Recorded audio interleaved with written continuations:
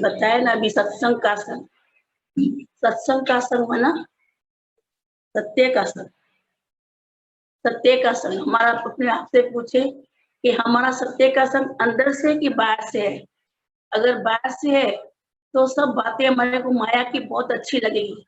अगर जो हमारा संग अंदर का है तो सत्य माना आत्मा का संग।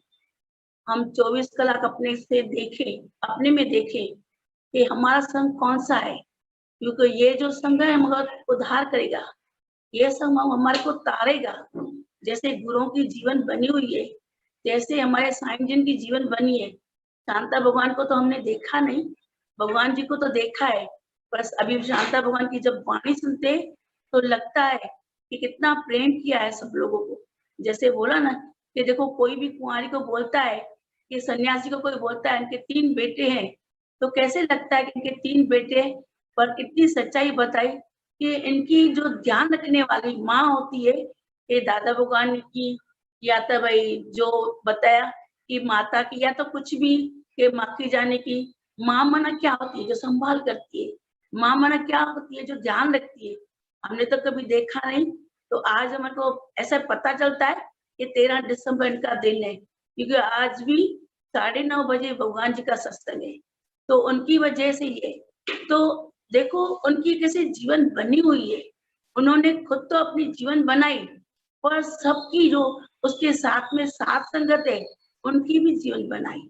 तो हम आज उनसे सीखते हैं। जैसे हमारे जीवन भी गुरु आए हमारे जीवन में, तो हमारे को पता चला कि सत्य का संग क्या होता है। तो हम तो बोलते थे कि सत्य का संग माना सत्संग में आना। सत्संग में तो बहुत सारे आते हैं, पर जो अपनी जीवन बनाए उसको सत्य का संग बोलते हैं। जो अपने आत्मा के संग में रहते, बाहर की माया तो देखो सबको खाली करके बैठी है। देखो हमारा सत्य का संग होगा, तुम्हारा भरपूर होगा, तो फिर बार-बार बोलते हैं कि ज्ञान क्यों नहीं लगता है।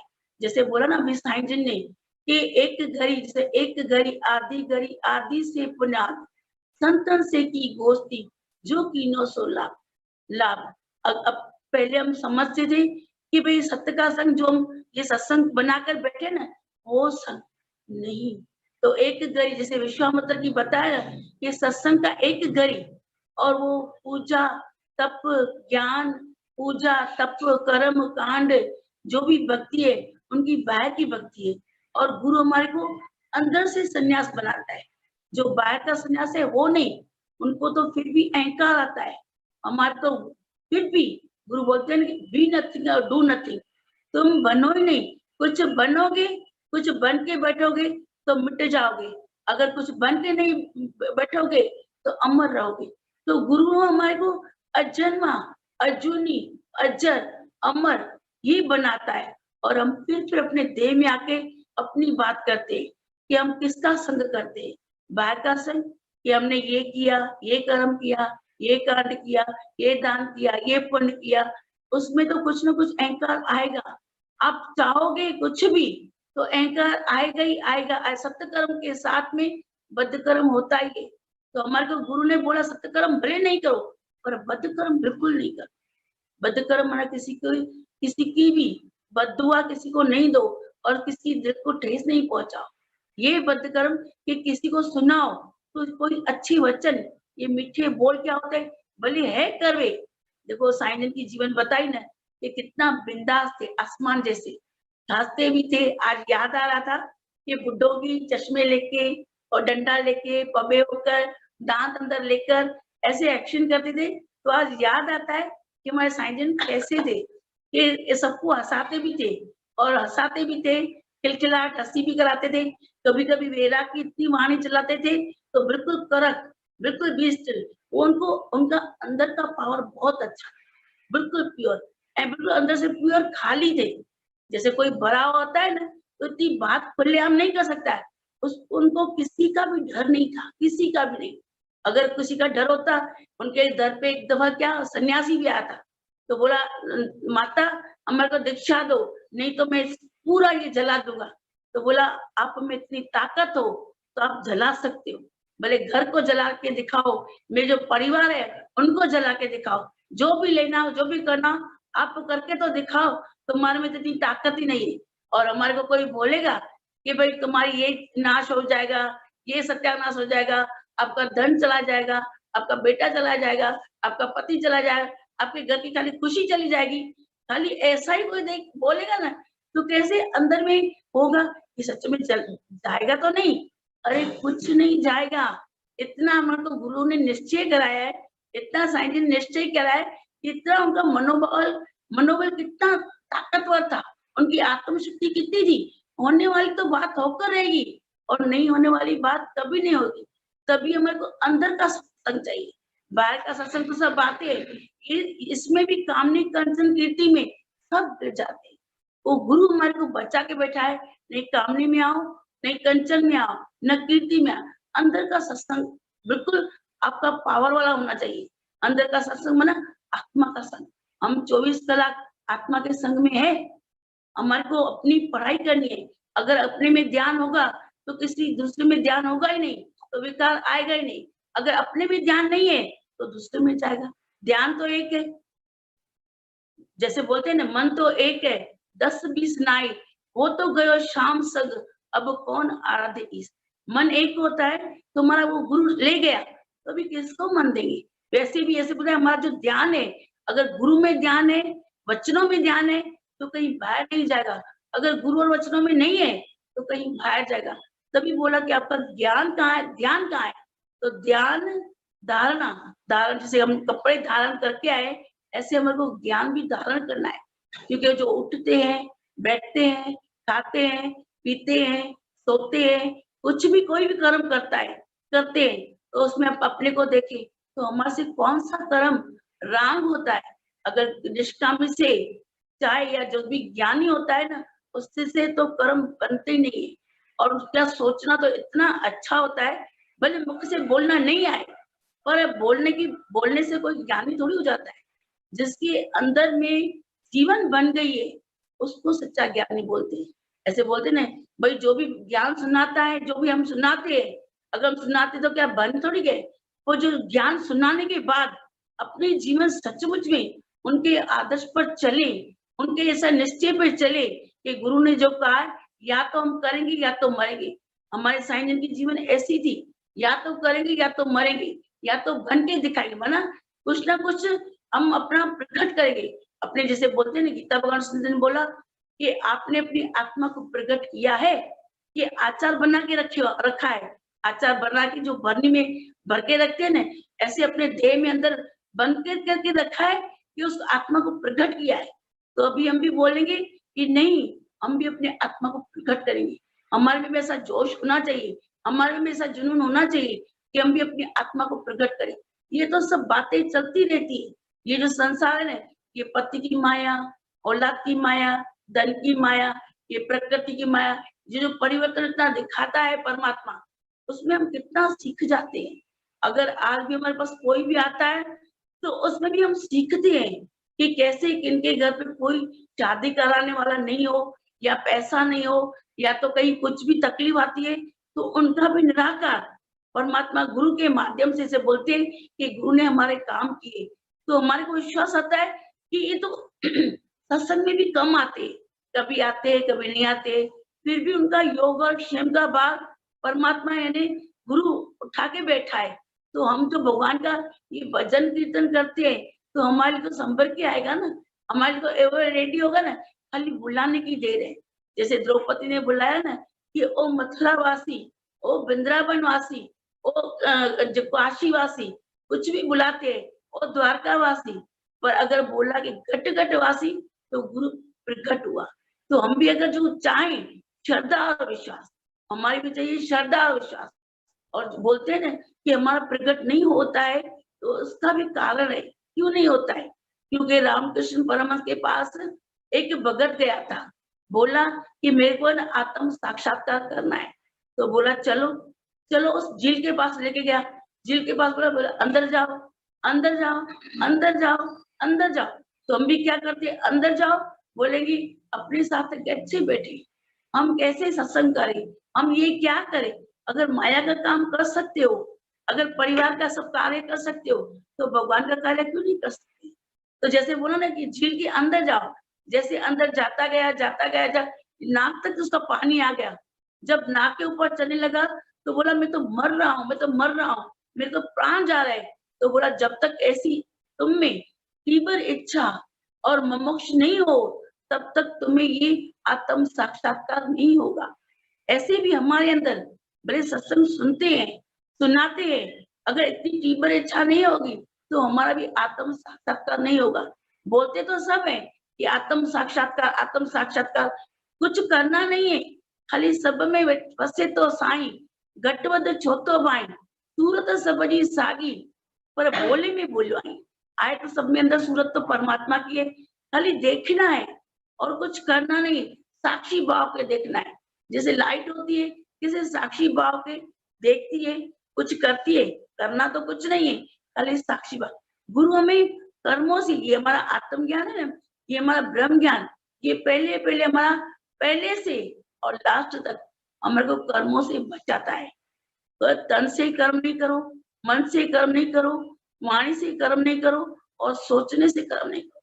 अगर ये चार हमारा कर्मों से बच गए ना तो हमारी जो जीवन है गुरु सोनेरी अक्षरों से लिख देता है। और हमारे को आज निश्चय होता है कि वाकई गुरु ने हमारी सोनेरी अक्षरों से किस्मत लिख दी है, पूरी की पूरी लिख दी है। और अगर हम निरीच्छा बनते हैं तो अनिश्चित फल मिलता ही है। अगर पहले गुरु को देखते थे कि कैसे निरीच्छा होंगे, कोई ना कोई तो इच्छा रहती है। कल भी हमारे साईं जन की वाणी चली, बोला घर में कुछ मांगो नहीं, मांगने से मरना बेला, ये सतगुरु की सीख। सचमुच में मांगो कुछ नहीं, बोलते थे तो दादा अपने आप टेबल पे खर्चा रख के जाते। तारीख होती है, दिन होता है, किसी को 1 दिन का, किसी को 10 दिन का, किसी को महीने का। निरीच्छा खाली बन के दिखाओ।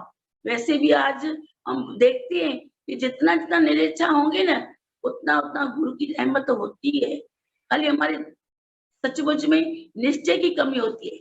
गुरु वो निश्चय में बैठे और हम कभी-कभी डगमगा जाते हैं। अभी तो पक्के इतनी निश्चय कर दिया है कि हमारा को कभी डगमगाना ही नहीं है। निश्चय, पूरा निश्चय गुरु रोज करवाता है। जो हमारा सत्संग चलता है ना, अंदर का सत्संग इसके लिए चलता है क्योंकि हमारे को पूरी तरह का निश्चय गुरु करवाता है और इससे रोज श्रद्धा बढ़ती है, भक्ति बढ़ती है। जैसे बोलते हैं ना, जैसे एकदम अहंकार पे बोले तुम्हारी मैं अभी गई नहीं है, तो देखो हमारी मैं गई है या प्रारब्ध पे इतनी पक कर आते हैं कि गुरु तुम्हारी प्रारब्ध पे पूरी की पूरी पक कर आता है कि अपनी प्रारब्ध पे पक करो। आज हमारे को लगता है कि गुरु ने हमारे को कितनी अपने प्रारब्ध पे पक कराई है। एक दफे क्या हुआ था, एक दफे क्या हुआ, प्रारब्ध पे पक बोलते हैं ना कि निश्चय करो। तो एक दफे क्या हुआ, एक किसान था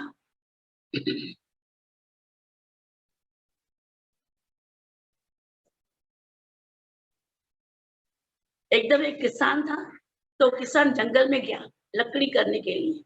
तो देख जा रहा था, तो गया किसान, तो वहां देखा एक लोमड़ी थी। लोमड़ी थी, उसको पैर नहीं थे, पैर नहीं थे, तो वो घसीट के और जा रही थी। तो उसको ख्याल आया कि ये शिकार कैसे खाती होगी, ये तो घसीट के चलती है, कैसे खाती होगी। तो इतने में क्या हुआ, एक शेर देखा। शेर मुंह में एक शिकार लेके आया था। उसने ये देखा कि शिकार ये लेके आया है, तो वो देखता रह गया और उसको ख्याल आया कि अभी क्या करूं, ये तो शेर है, मेरे को तो खा जाएगा। तो जल्दी से झाड़ पर चढ़ गया, पेड़ पर चढ़ गया। पेड़ पर चढ़ने के बाद उसने देखा शेर ने थोड़ा सा टुकड़ा लेके और लोमड़ी के मुंह में डाल दिया। तो उसको भगवान के ऊपर इतना विश्वास आ गया कि भगवान को वही टाइम उसने नमन कर दिया कि मैंने समझा कि लोमड़ी कैसे खाती होगी, इसकी प्रारब्ध कैसे होगी, इसको क्या करना, ये क्या करती होगी। तो उसे बोला भाई परमात्मा कितना है ना, सबका संभाल करता है, उसने ये देख लिया और अंदर ही अंदर परमात्मा को नमन करता था। तो थोड़े दिनों के बाद उसको ख्याल आया कि अगर लोमड़ी को परमात्मा प्रारब्ध से खिलाता है तो मैं भी क्यों नहीं एक दिन देखूं कि परमात्मा मेरे को खिलाता है कि नहीं खिलाता है। तो क्या हुआ, एक दिन क्या हुआ, वो भी जंगल में चला गया। जंगल में जब भूखा प्यासा कुछ भी उसने खाना नहीं खाया, बोला देखो तो सही, लोमड़ी को खिलाता है तो मेरे को भी खिलाएगा। एक दिन गया, दूसरा दिन गया, तीसरा दिन गया, उसको खाना नहीं मिला। तो उसको बहुत, जब उसके प्राण निकलने वाले थे ना, तो बोला अभी तो चलो भाई, मेरे लिए तो खाना अभी तक आया ही नहीं है। जैसे वो वापस जाने लगा तो रास्ते में उसको एक गुरु मिल गया। तो गुरु को बोला कि भगवान कैसा है कि भगवान ने मेरे को खाना-पीना कुछ भी नहीं दिया। 4-5 दिन से मैंने कुछ खाया नहीं है और उसको रोना आ रहा था। रोना आ रहा तो गुरु ने बोला चल बैठ। उसको खाना भी खिलाया, पानी भी पिलाया और ढीढस भी दिया, सांत्वना भी दी। तो उसको बोला देख, तूने ऐसे क्या देखा जो बोला कि परमात्मा हमारे को खिलाएगा? तो बोला मैंने एक लोमड़ी को देखा, तो लोमड़ी को शिकार मिला शेर का, तो शेर उसको खिला के गया। पर मैंने देखा मेरे को तो कोई खिलाने वाला नहीं है। तो बोला कभी-कभी हम नासमझी कर लेते हैं। बोला कैसे नासमझी की? क्यों तूने शेर को देखा और लोमड़ी को भी देखा। लोमड़ी को हाथ-पैर नहीं थे, वो उसको कर नहीं सकी थी, तो परमात्मा ने उसके लिए शिकार भेजा। क्या बोलते हैं भी किसी से लूं, पर लूं नहीं, पर दो। जितना तुम्हारे को हो उतना दे सकते हो तो दो। बोला तुम्हारे को भगवान ने प्रेरणा दी है कि तुम भी शेर बन के किसी की मदद करो, किसी की हेल्प करो। तुम क्यों लोमड़ी की तरह बैठे हो? तो हम भी क्या करते हैं, कभी कभी नासमझी कर लेते हैं। नासमझी से करते हैं कि हम भगवान को तो देखें, भगवान की तो परीक्षा करें, भगवान को देखें क्या कर रहा है। अगर घर पे कोई भी सदस्य मिलते हैं, कभी-कभी देखो हलवा खिलाने वाला भी साईं जन बोलते थे कि हलवा खिलाने वाले में तो परमात्मा झट देखते लेते हैं कि ये तो भगवान का है, ये भगवान है। अगर कोई 4 गाली देता है, गलौज देता है, निंदा करता है, तो उसमें क्यों नहीं भगवान देखते? जैसे अभी पप्पू भाई ने बताया कि कोई-कोई कोने में बैठा है, सत्संग में नहीं चलता है। सचमुच में ऐसा होता है। किसी को बोलो ना सत्संग में चलो, तो बोलेगा नहीं मेरे को क्या ज़रूरत है? मेरे को तुम्हारे से ज़्यादा सत्संग है। और उनकी बुद्धि होशियार है पर सेबानी नहीं है। वैसे बोले साईं जी बोले होशियार बन के तुम ही को खोया, अनजान बन के दिन रात रोया। यहाँ भी हमारे को बोले कि गुरु वाक्य सत्यम, माना जो गुरु की आज्ञा में रहेगा वो ही प्राप्त कर सकेगा। सियाना नहीं, अयाना भी नहीं, पर सेबाना। गुरु हमारे को इधर आके सेबाना बना देता है। बना गुरु वाक्य सत्यम, गुरु की आज्ञा में रहना, बड़े में बड़ी, सचमुच में बड़ी जो गुरु की आज्ञा में रहता है वही सच्चा भगत है। गुरु हमारे को सिखाता है। जैसे बोला ना, तो हम तो हलवा खिलाने वाले में जल्दी भगवान देख लेते हैं, पर कोई हमारे को तारीफ नहीं करता है या प्रशंसा नहीं करता है या हमारे को सामने मुंह पे बोल देता है, तो बोलते हैं इसको शर्म ही नहीं है, इनको मर्यादा ही नहीं है, कैसे सामने। पर उसमें ही हमारे को देखना है। अभी उसमें भी देख लेते हैं कि वो भी तो भगवान है, भले निंदा करता है तो कौन सी बात है। हम भी हमारे को अपनी पीठ, जैसे पीठ पर कोई दाग होता है तो दिखाई नहीं देता है, हमारे में जो कमी है तो कोई तो दिखाने वाला होना चाहिए नहीं कि हमारे में कमी क्या है। अगर हमारे को कमी पता चलेगी तो ही हम निकाल पाएंगे ना। हमारी भी तो कोई कमी दिखाए ना कि अपने को होशियार समझती है, नहीं, होशियार नहीं समझती है। तो घर पे भी ऐसे ऐसे होते हैं। कभी कभी ऐसा एक परमात्मा के थ्रू से मिलता है। दादा भगवान ने तो बोला कि उन्होंने तो 500 रुपए लेके एक नौकर रख दिया कि मेरे से ऊंधा चले। हमारे को सहज सहज में एक गुरु मिल गया है। ये जो घर के सदस्य होते हैं ना, सब में गुरु है। ठोक ठोक कर बनाएंगे, ठोक ठोक को पक्का करेंगे, ठोक ठोक को निश्चय कराएंगे। अगर वो नहीं मिले ना, तो सचमुच में गृहस्थी का ज्ञान, जो साईं जन बोलते थे ना कि गृहस्थी का ज्ञान और पक्कल फल की तरह है। पक्कल फल होता है तो सबको अच्छा लगता है। अगर पक्कल फल नहीं होता ना, कच्चा अच्छा नहीं लगता है, और पूरा जो पिलपिला होता है वो भी अच्छा नहीं लगता है। पक्के हुए हो, और हम भी गृहस्थ में पक्के जाते, अभी समझ पड़ती है कि कैसे हमारा सत्संग है। हमारे को सत्संग भी अंदर का होना चाहिए, बाहर का नहीं। Thank you.